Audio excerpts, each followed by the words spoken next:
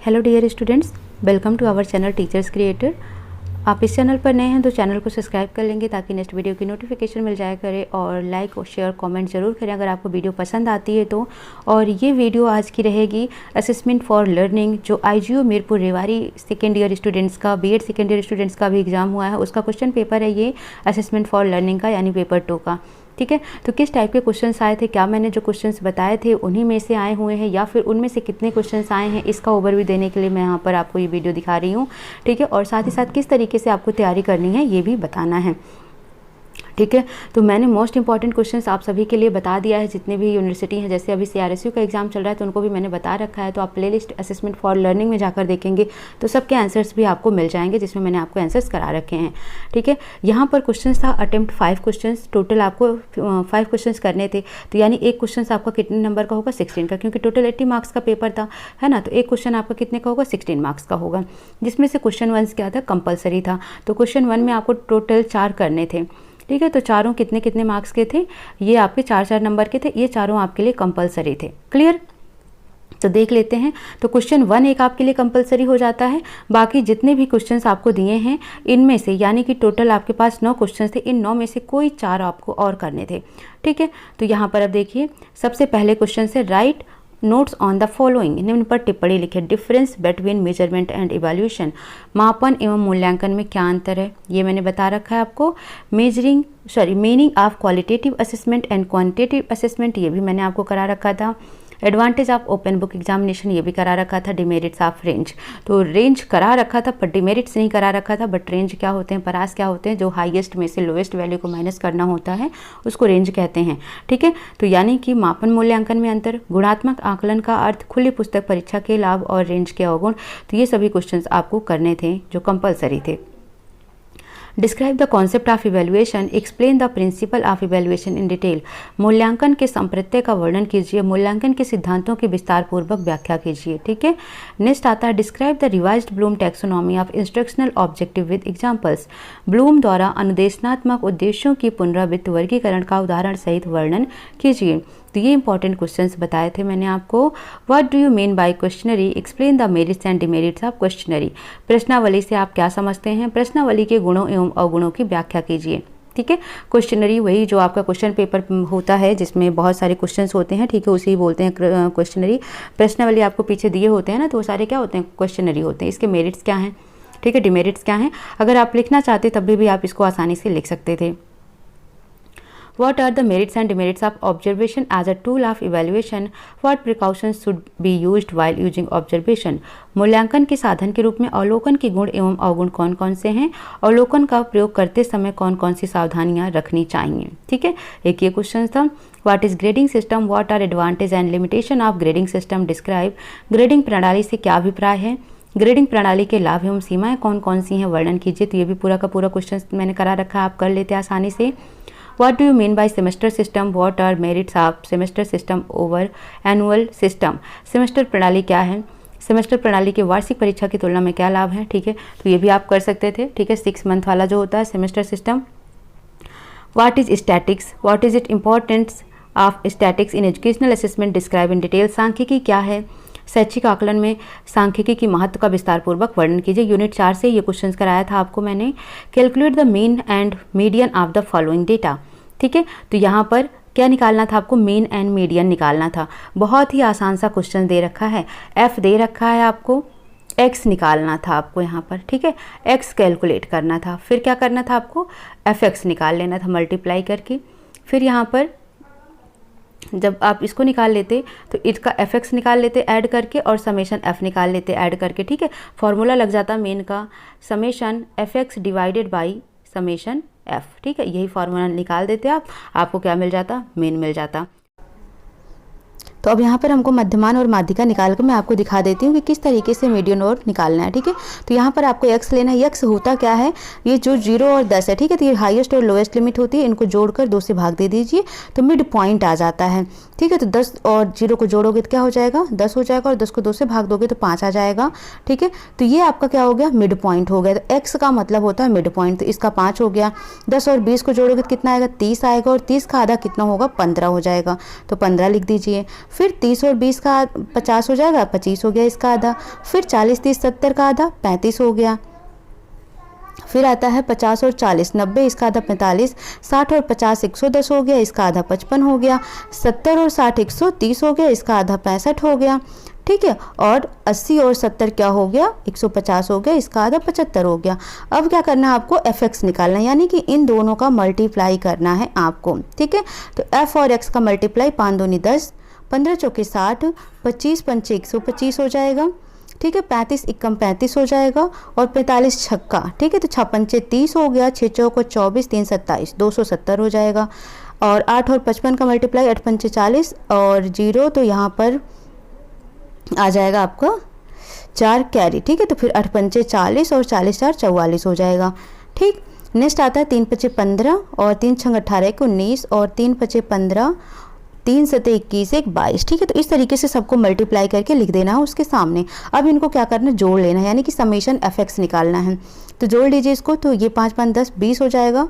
0 के 2 कैरी चला जाएगा, और जोड़ो इसको, 6 2 8 1 9 3 12 7 19 19 4 23 23 9 और 23 23 9 36 36 37 38 39 40। ठीक है, 23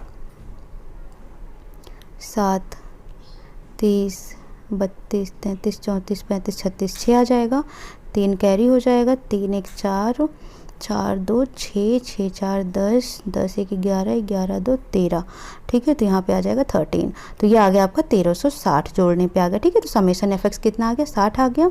अब क्या करो, f को जोड़ लो, तो समेशन f निकाल लो, जो भी फ्रीक्वेंसी दी हुई इसको जोड़ लो, तो समेशन f हो जाएगा, जोड़ो इसको, 4 2 6 6 5 11 1 12 12 6 18 18 8 26 26 3 29 29 3 32 हो जाएगा। ठीक है, तो समेशन f कितना आ रहा है जोड़ने पर, 32 आ रहा है, तो आप इसको लिख देंगे 32। ठीक है, तो यहाँ पर लिख दीजिए 32।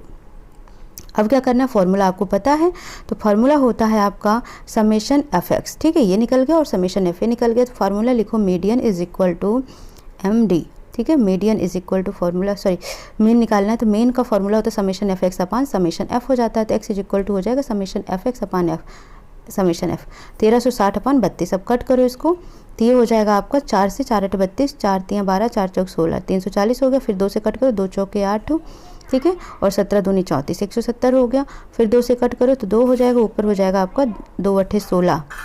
ठीक है, और 2 पंचे 10 85 हो गया, और 85 का आधा निकालो, तो 2 चौक 8 2 दूनी 4 2 पंचे 10। ठीक है, तो दशमलव लगा के हो जाएगा 42.5। तो आपका मीन कितना आ जाएगा, मीन आ जाएगा आपका 42.5। अब हम देख लेते हैं कि मीडियन कैसे निकालना है। ठीक है, तो क्योंकि आपसे मीन और मीडियन पूछा, तो मीडियन देखते हैं।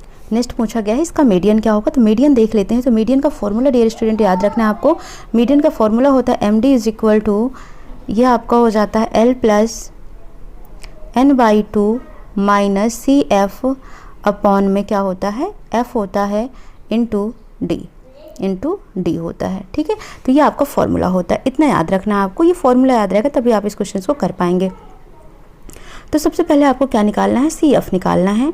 तो यहाँ पर एक टैब हम और बना देते हैं, ये हो जाएगा सी एफ। ठीक है, अब सबसे पहले यहाँ पर क्या है, तो 2 है तो आप 2 लिख दीजिए। फिर 2 में इसको ऐड करो 4 को, तो कितना हो जाएगा, 6 हो जाएगा। 6 में 5 को ऐड करो, 6 5 11 हो जाएगा। 11 1 12 हो जाएगा। 12 6 18 हो जाएगा। 18 8 24 हो जाएगा, सॉरी 18 8 26 हो जाएगा।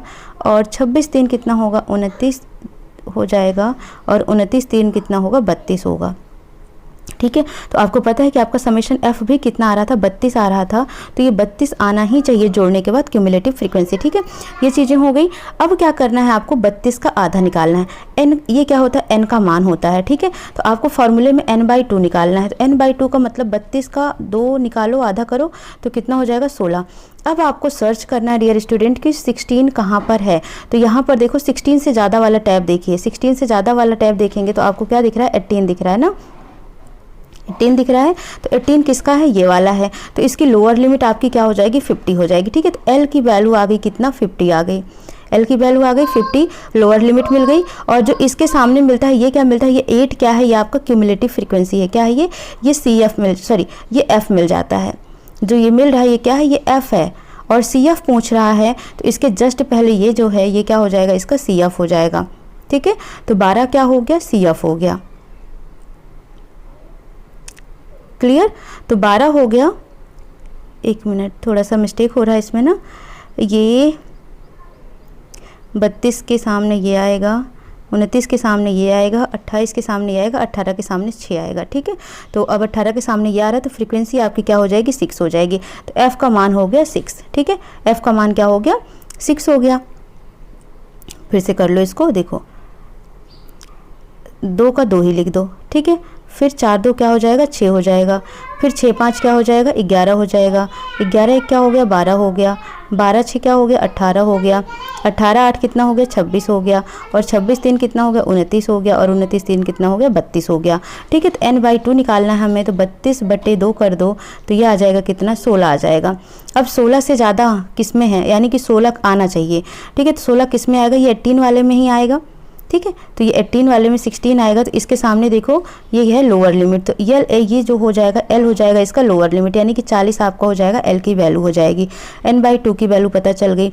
और जो ये 6 है ना, यही क्या होगा, F हो जाएगा। तो F की वैल्यू हो गई 6। और CF क्या हो जाएगा, इसके जस्ट ऊपर। तो CF देखो इसके जस्ट ऊपर क्या दिख रहा है आपको, ये वाला।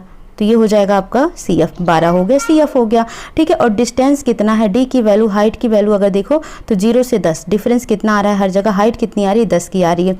सारी वैल्यू मिल गई। तो मीडियन निकालो, मीडियन इज इक्वल टू था आपका L plus n/2 minus CF upon में F इंटू क्या था, D था, यही तो था। वैल्यू रखो, L की वैल्यू है 40, n/2 की वैल्यू है कितना, 16, CF की वैल्यू है 12 अपॉन में F की वैल्यू है 6 इंटू D की वैल्यू है 10, ठीक है। तो 40 हो जाएगा प्लस 16 में से 12 गया, 4 आ जाएगा, 4/6 गुणे 10 हो जाएगा, ठीक है। तो ये हो जाएगा 10 चौक 40, ठीक है।